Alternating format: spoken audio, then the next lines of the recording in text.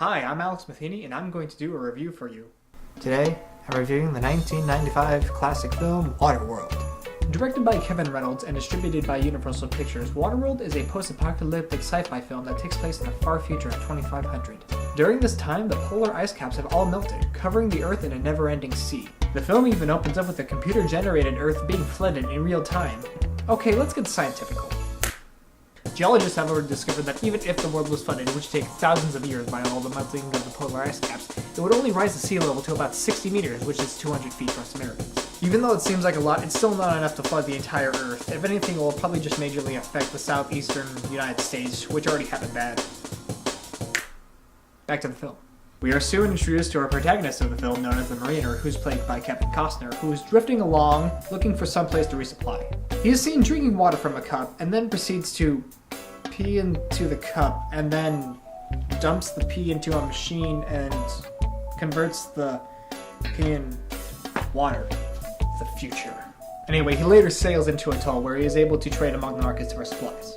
Apparently in the future, people are using dirt to trade among for supplies because apparently dirt is known valuable in a flooded Earth. But soon the people will figure out that this Mariner turns out to be a mutated fishman with gills and webbed hands and feet. They proceed to capture him and attempts to recycle him for water or some doozy like that. But their plans are thwarted because a band of pirates known as the Smokers busts in and break stuff up. They're here to look for an orphan girl who seems to have a map on her back of the last place of dry land on the Earth. So amongst the mayhem and chaos, the guardian of the girl with the map on her back and the Mariner happen to cross paths with each other and get on the Mariner's boat and get the heck out of there. Now, not only is the Mariner hated as a fishman, he also has a map to dry land, so he's going to be tracked down by some pirates and is going to have to think of some way to get out of this mess. Waterworld is an interesting film. It's had mixed reviews from multiple credits and hasn't really been, I guess, the absolute score that it probably should deserve. The story, written by Peter Rader and David Toy, never really got me that immersed in the whole entire Waterworld universe, especially with the fact of the world just flooding like that. I have to say, I am impressed with the soundtrack that was produced by James Newton Howard. Waterworld was an alright film, I would have to say. It's not really one I would recommend just right off the bat. It's something that you would have to watch around with a bunch of friends or something. The film lasts for about 2 hours and about 15 minutes, so it's kind of a long doozy right there. If anything, it's probably like a film that you would probably waste a free weekend on. But in hindsight, it's really something that you have to experience for yourself and then figure out if you like it or not based on your point of view.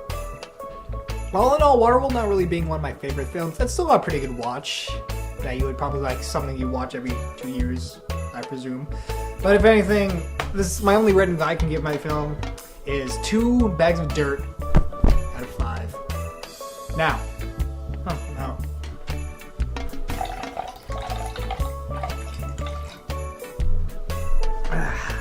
thanks for watching my review. Back to you, Isabel.